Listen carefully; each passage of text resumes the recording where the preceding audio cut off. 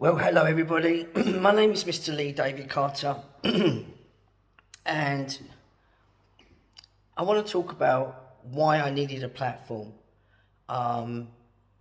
We've all got a story to tell, so this is my story, okay?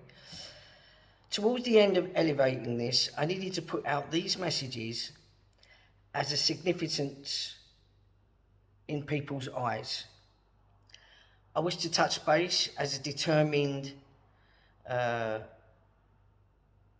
desperately wanted to share crucial lessons with the world, and I needed a platform to do so.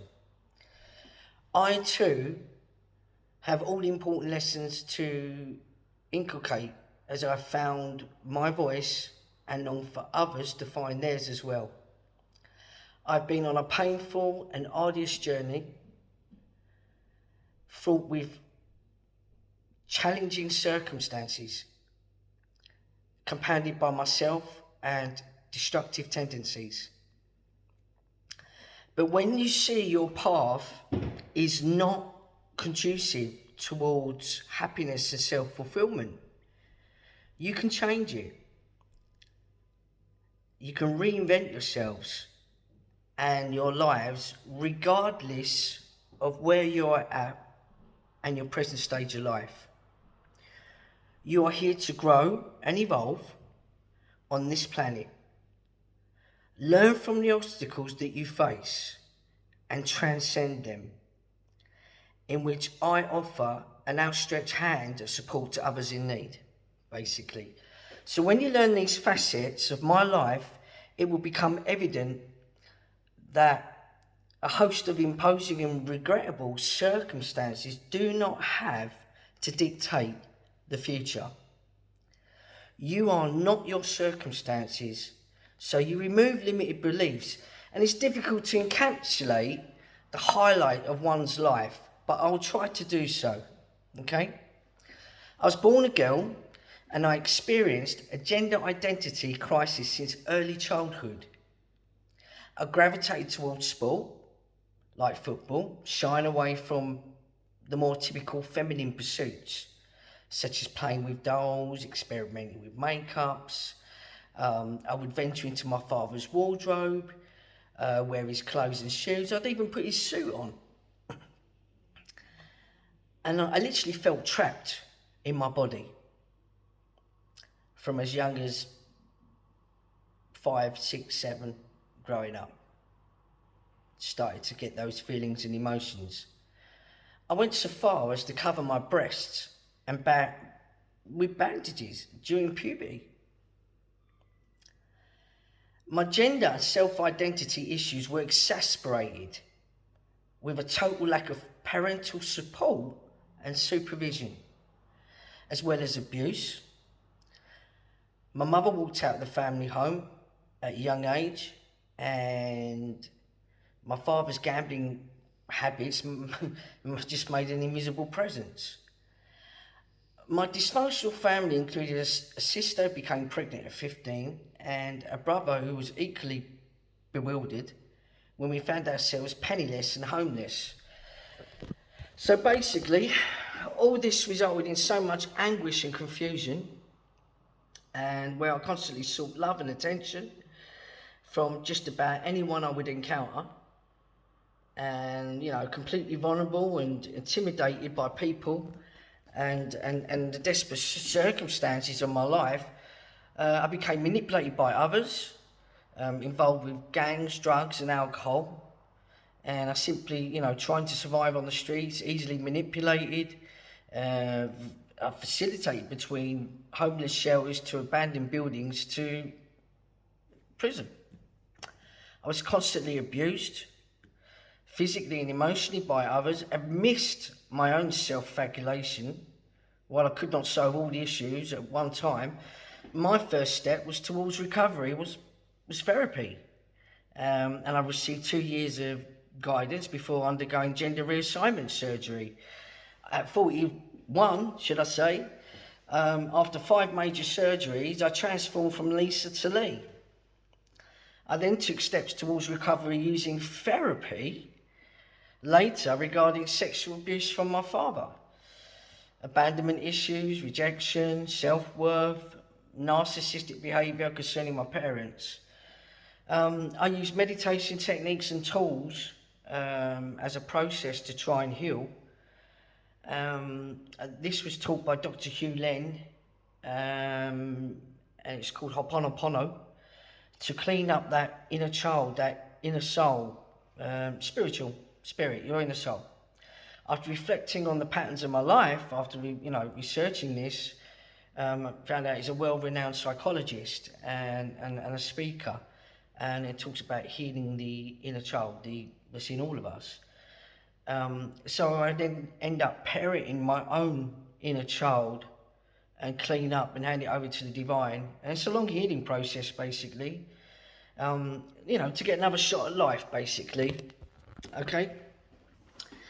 And then, should I say, after this, I also knew I needed to ensure full transformation, emotional stability, and gender congruencies was not the only part of the equation.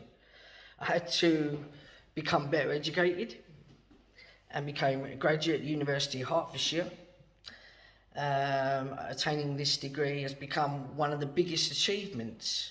Going from homeless to Hertfordshire took discipline, dedication, and incessant work. And from there, should I say, but it was all worth the effort, as it made me realise that each of us is capable of victory, regardless of the odds against us.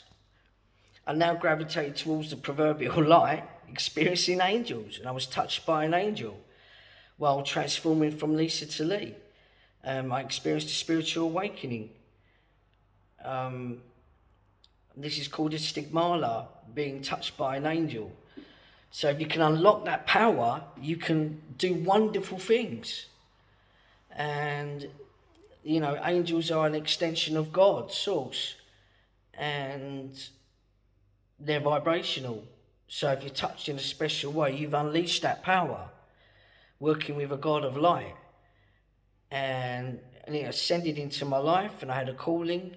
I was in a dark place, and I truly believe that we're all guided by a higher power than ourselves and by divine angels that show us the way. It's all part of the journey. So, I see myself as a light worker here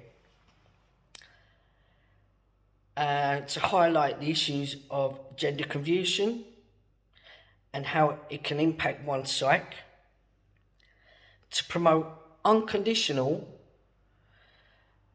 compassion and love for oneself, regardless of any perceived shortcomings, to foster societal acceptance of others' differences. Number 4, to underscore that adverse conditions and circumstances need not hold us back. To share the concept that we are never alone, although it may seem as though we're entirely solitary. Okay? To reinforce the message that we have to discard blame and feelings of victimization, replacing these toxic emotions with positivity and self-actualization, acceptance and forgiveness. To compel people to understand that we're all one and that we're all in the helping field. So I want you to think about this. So while I've been told that my story is compelling, I just needed the platform to basically to empower others, to give people hope, those in the LGBTQ2+, and to many other levels, to make a difference in the world as a positive light, and to bring in inclusion, equality, diversity, to show awareness, to educate out of ignorance, and basically for the younger youth, for the LGBTQ+, not to go through the same fate that I did, as an advocate and fierce voice, to basically deliver these important messages to complete my mission and calling and transcend it into the world so that others can grow and evolve and to make the proverbial difference in the world and to also empower others. So this is my story, this is who I am, this is why I needed the platform. And if you want to find out a bit more about this story, you can go on www.leedavidcarter.com. Both books have been released in a child release. So the first book, the sequel, second book is called Transmangelic. And now it's a non-fiction true story. There's the story. You can obtain it from there on the Facebook wall, on the platform, as to who I am and why I'm here. So I'm going to sign off for now. Thank you for coming to join me on this video. And basically press the subscribe button. And to all those out there, keep reaching the highest potential. Remember who you are and be proud of yourself. So I'm going to say bye for now. Love and light. Namaste. Speak to you soon. Bye bye.